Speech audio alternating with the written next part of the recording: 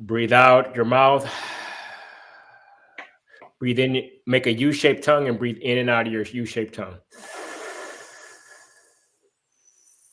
And then actually out of your nose.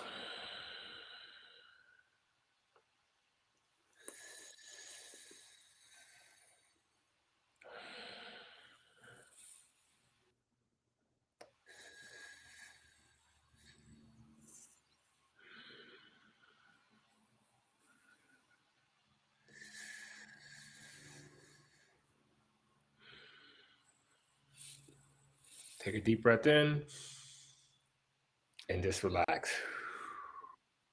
Yeah. Hey, how you doing today, Rigel? A bit not so well, but it'll be all right. It'll pass. Okay. Yes, just normal seasonal illnesses. That's it. I totally. Yeah. What about you? How's life with Life is you? great. Yep. Yeah. That's good. That's good. That's Okay. good. Good. That's good.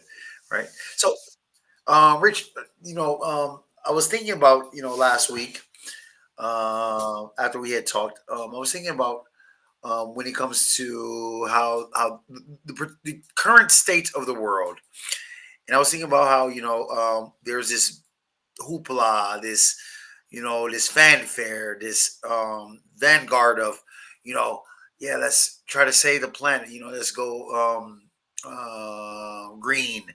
Let's be ecological, and things of the such.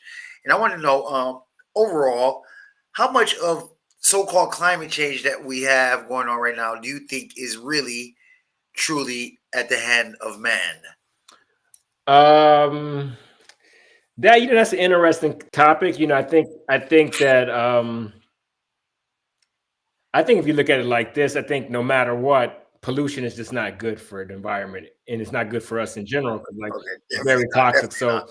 So whether it's really causing excess carbon emissions that's causing greenhouse effects, or Okay. maybe that's over exaggerated or exaggerated. I don't know. I'm not a scientist and I can't really speak on it.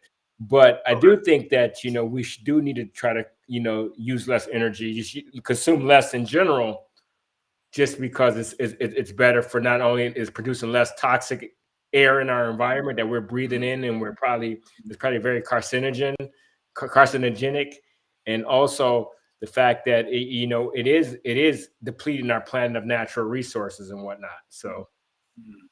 Mhm. No, definitely. Yeah. When we say, yeah, we're destroying the planet. No, we're not destroying the planet. The planet's going to stay yeah, here. We're destroying a habitable planet for us. correct. Right. So what I'm saying is this. So or basically, let's say this. The point that I wanted to get to, with what I wanted to ask you today was, particularly, how do you feel about alternative forms of energy? We've, saying so much of the world has now gone to, um, EVs, or electric vehicles, things are such hybrids, things like that. But when you think about the hybrids, and things like that. All right, yeah, in the short term, we're creating, saying very little carbon emissions, but in the end, when it comes to the disposal of lithium ion batteries, or when it comes even to the mining of lithium ion batteries, before even EVs are made, is there really a form of, how can I say, carbon neutrality? Do you think, in your You opinion, know, it, or is it just like, okay, if I buy a Prius, or if I buy a, if I buy a EV, I'm saving the world, but like not really thinking about anything else. You know what well, I'm saying? when it comes to, let's talk about two different cars. Hybrids, like you said, the batteries are very Okay. toxic for our environment, but they are getting like 50 to Uh, 60 miles per gallon on some of those Priuses.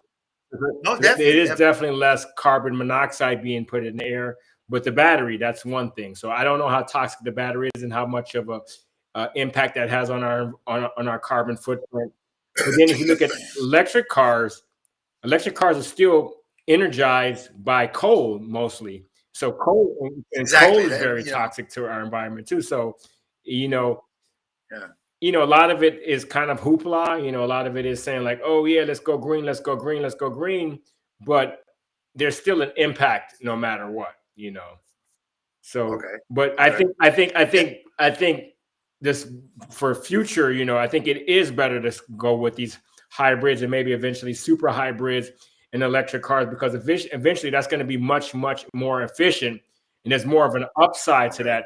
Whereas when it comes to like, Okay. diesel and regular gasoline cars, I think we pretty much hit the Yeah.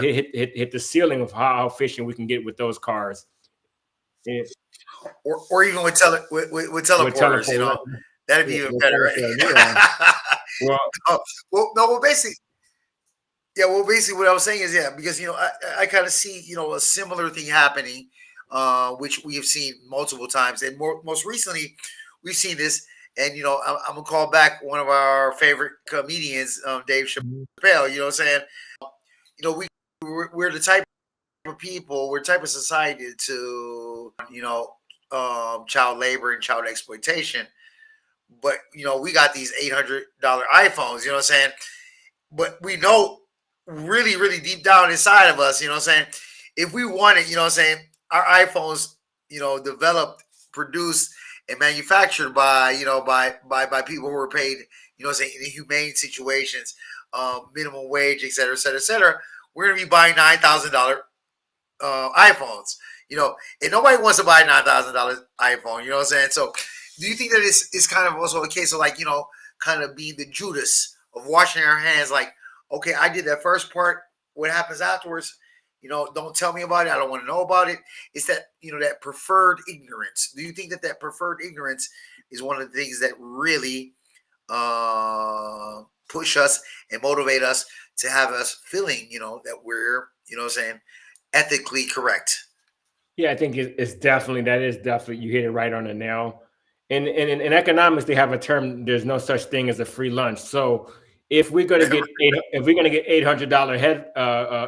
$800 iPhones, it's gonna be at the cost of child labor in Okay. China. That's it. Yeah, So if exactly.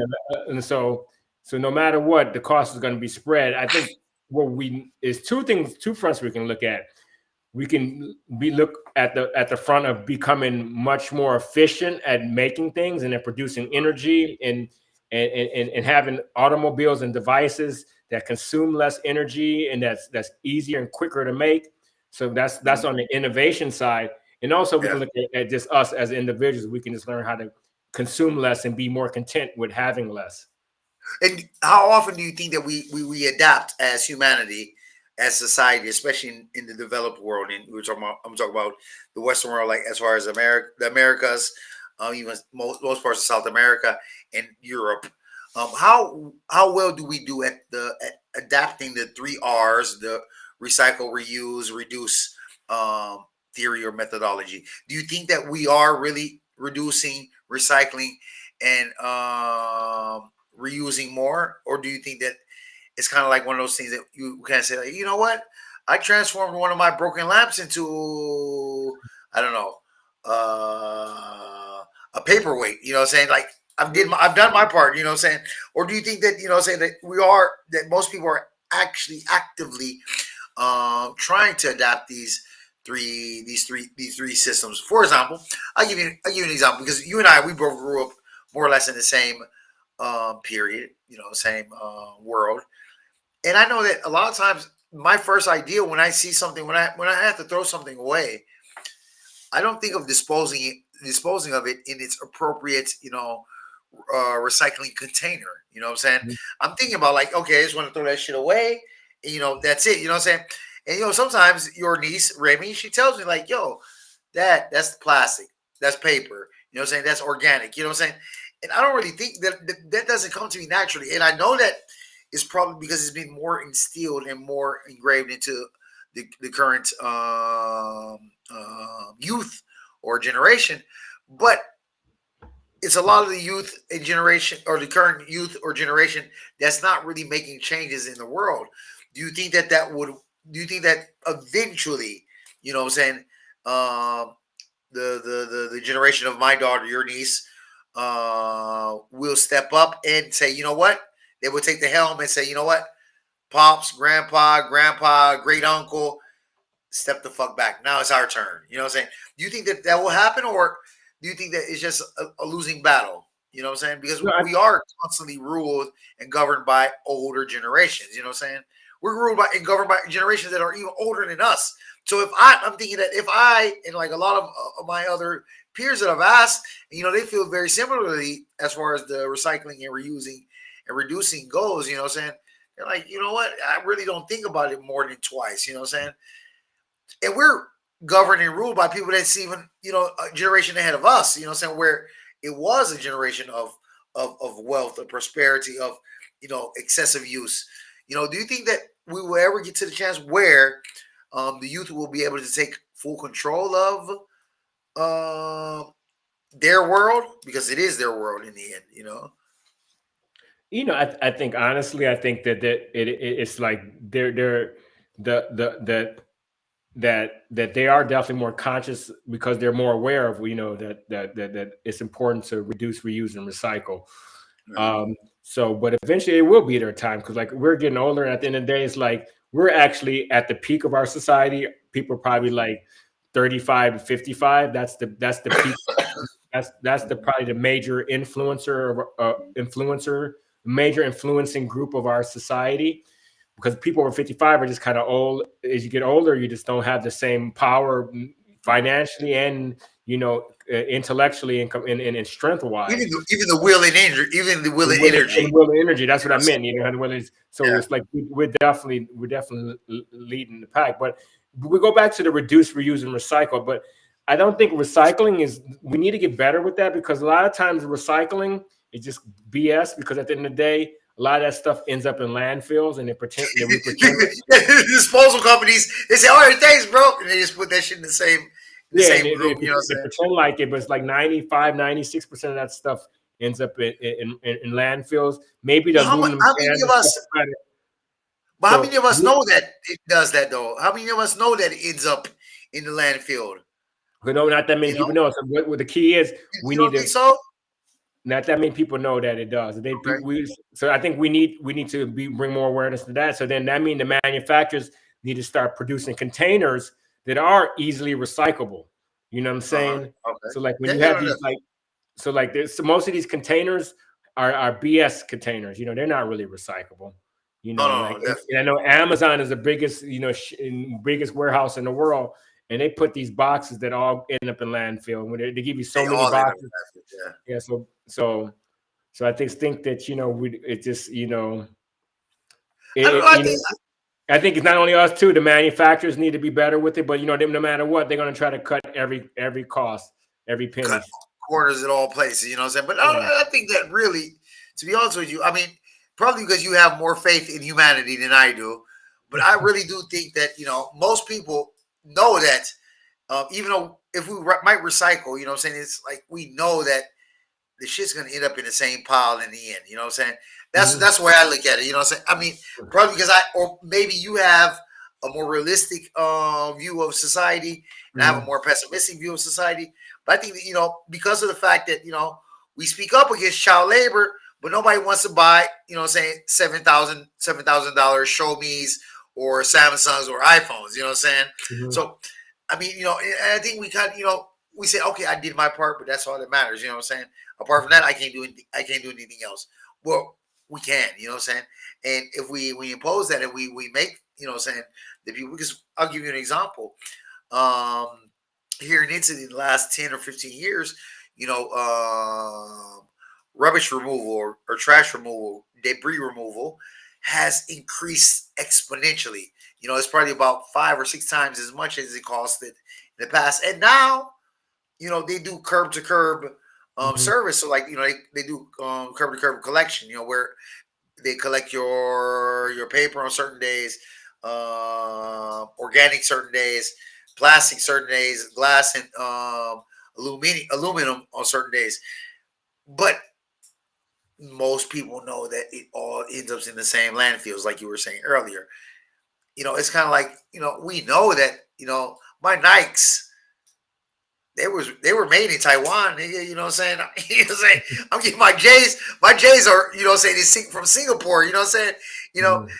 Like we said before, designed in Cupertino, but what I'm saying, assembled in China. You know what I'm saying? We know this, though. You know what I'm saying? And we know what goes on behind it. So what I'm saying is that are we so what I would say is this. I want to say that is humanity so caught up in making itself feel good that it thinks that if it makes itself feel good, it will make the situation good. That's what I want to say.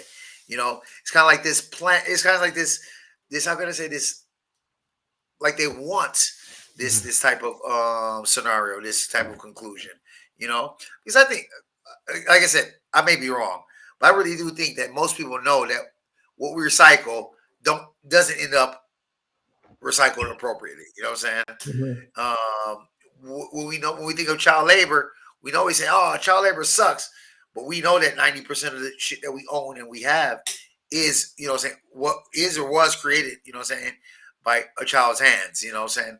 So, you know, I think that personally, that society we feel good with knowing that okay, the first step I did, but I'm not seeing it all the way through.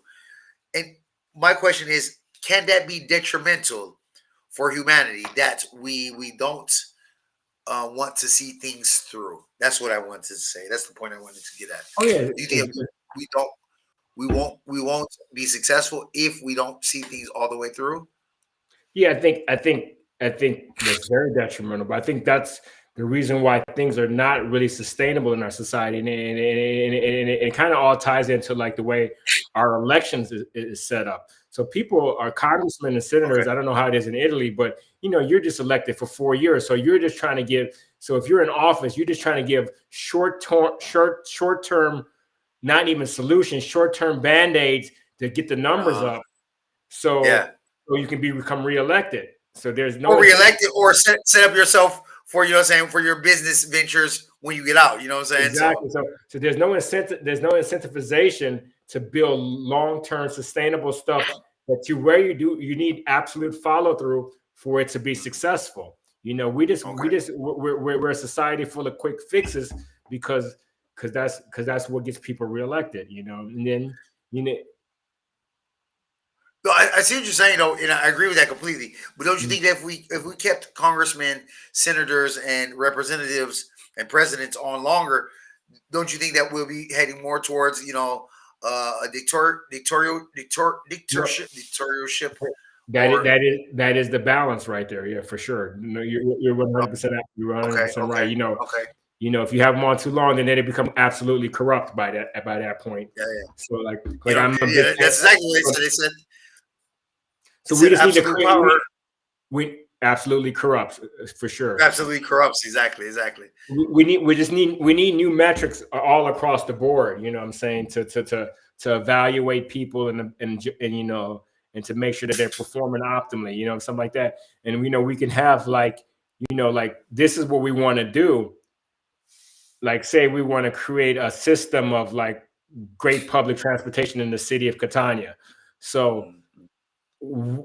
this is a 20-year goal. So Uh, you probably don't want congressmen and senators, your representative, to be around for 20 years. That's way too you're not long. going to be around. But, Exactly, but, exactly. but you can have like within 5 years, we need to get to this point to be Okay. at our goal by 20 More years. checkpoints. More So checkpoints. Yeah.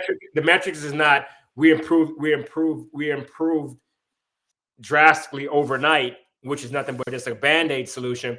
But you got to your marker or your 5 year of our 20-year plan. So we need to start thinking long-term planning and have like interval or checkpoints every couple of years to see if these Congress people, these representatives are meeting their goals. Well, all right, perfect. I see, and I completely agree with you. But do you think that how can that help, or do you think that will help with like the trajectory of the infrastructure of, like I said, going back to what we were talking about earlier, these different forms and different means or sources of energy. For example, I'll give you an example. Um, if we take, for example, France, 30% of their energy is produced from nuclear energy, from nuclear fission, right? Many other places in the world use nuclear fission to heat their homes, to give their citizens and inhabitants energy. But a lot of places, they don't promote it. They don't say, oh yeah, we got a nuclear power plant. You know what I'm saying? We got that nigga Mr. Montgomery Burns, you know what I'm saying, over here like Yeah. these, you know what I'm saying? With this nigga Homer Simpson with an iron rod, with what is it, a plutonium rod on his back, you know what I'm saying? So, but because it is very, very, very clean, right? So when we think about some of these forms of energy, and I've had this debates with a lot of people before talking about, solar energy, wind energy, turbine energy through hydroelectric, and things like that. And and I'm thinking like, and this is something, like I said, I would like to really continue on in the future in another podcast, if not the next one, the one afterwards, saying that why does particular forms of alternative energy scare us, in the way it does, the coal burning and fossil create many more tragic incidents of lung cancer, respiratory problems in the world than two events in 80 years between Fukushima and Chernobyl.